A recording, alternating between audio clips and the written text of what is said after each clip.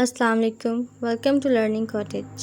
Today we learn some easy short sentences to improve our English.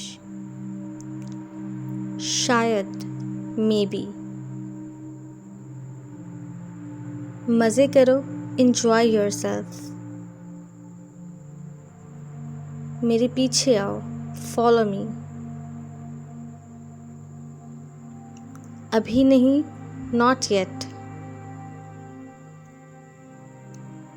ये आपकी गलती है, इट्स योर फॉल्ट. मजाक बंद करो, स्टॉप किडिंग.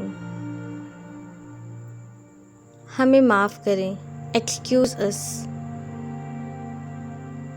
ये मुनासिब नहीं है, इट्स अनफेयर.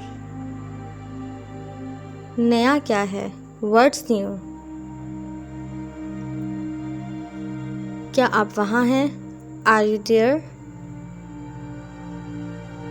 मेरे साथ आओ, कम विद मी.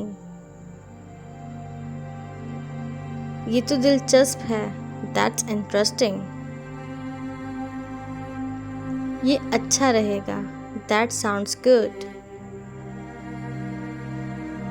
क्या आपको यकीन है, आर यू श्योर. थोड़ा सा भी नहीं, नॉट इवन अ बिट. क्या मतलब है आपका, व्हाट डू यू मीन. मैं रास्ते में हूँ, आई एम ऑन माई वे. सुनकर अच्छा लगा, ग्लैड टू हेयर दैट. दिल पे मत लो, don't take it to heart.